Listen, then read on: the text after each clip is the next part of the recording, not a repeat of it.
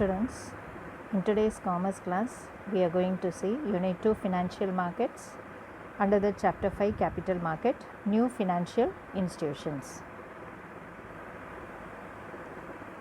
So, what do you mean by financial institutions? You are aware of, children. Financial institutions are the institutions which meet the credit requirements of various segments of the industry. When I say various segments of the industry means, in industry there will be individuals, corporate sectors and any other persons who are in need of financial help. So, who are all the financial institutions? Let us see one by one. Venture fund institutions, mutual fund institutions, factoring institutions, over the counter exchange of India, National Stock Exchange of India Limited, National Clearance and Depository System, National Securities Depositories Limited, Stock Holding Corporation of India Limited. Now let us see this each and every institutions and individually and their nature of work.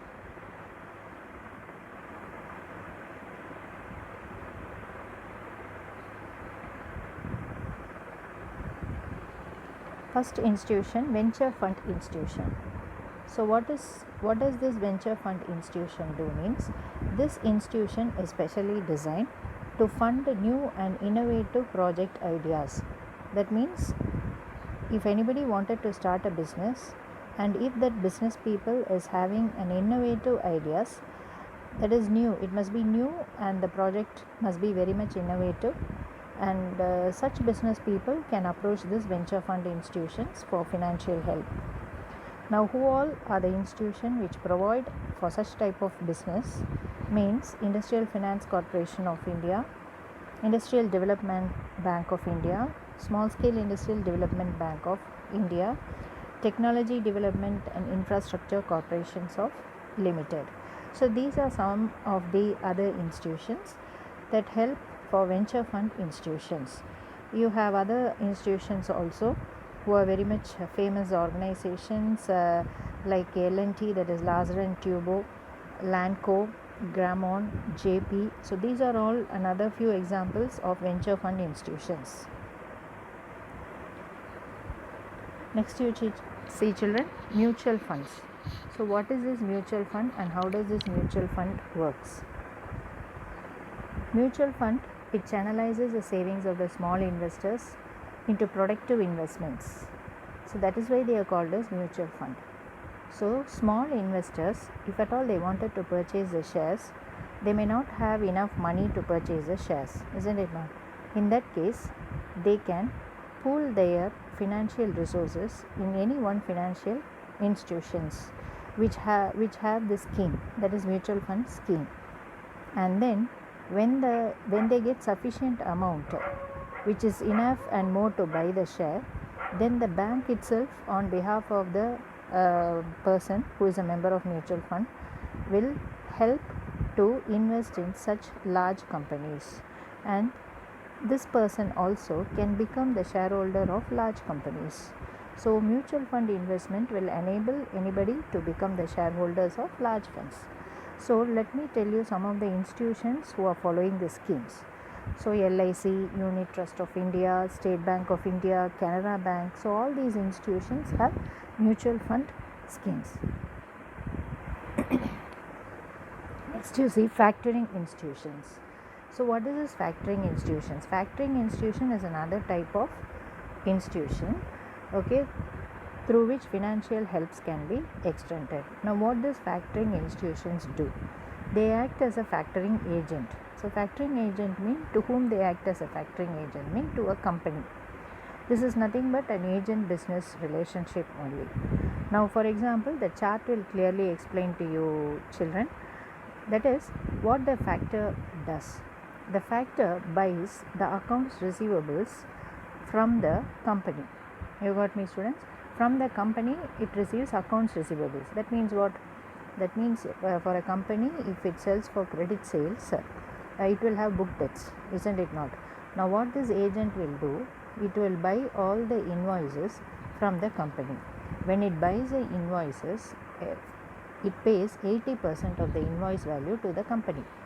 Now the company is getting source. Okay students, so remaining 20% only this factor has to pay to them. Okay, now when this factor will pay this 20% mean when the final settlement is made by the debtor. Now the invoice is with whom? It is with the factor. Now the debtor of the company to whom credit sales is made, he has to settle the amount to whom? To the factor and not to the company. You got me students? So the factor pays 80% in advance to the company and keep remaining 20% as his commissions or for a discount basis. So this is the process. Okay students, so the company get immediate cash, the factor is getting commission, and he will collect the book debts from the debtors. The debtor has to settle the amount of the bill not to the company but to the factor. You understand children? Okay. So next you see over the counter exchange of India. So this is another institution. When I say this over the counter exchange of India, it is a premier financial institutions. So this institution helps for online trading of buying and selling of securities. And not only that, it addresses certain specific problems between the investors and the medium-sized companies. You got my students? So purchases need not be done by going to the stock exchange, but it can be done through online trading only. Okay, so the main advantage what we get from this OTCEI is transparency in dealing. That means the people who that means the investors, okay, they get a clear and transparent details about the shares or the securities when they deal with that. And at the same time they find liquidity in the shares when they do the transactions through online. So there is quick settlement. Okay, then appraisal of sponsors mean so many people will come to sell their shares in the online process. You got me students? So like that, not only that, it is easily accessible. Easily accessible means you can there is the transactions or the procedure of doing online trading is very easy and quick also. You got me students? So likewise there are many benefits in this over the counter exchange of India. Okay students, so now 4 points we have read. You got me students? The next 4 points in the continuing video. Okay.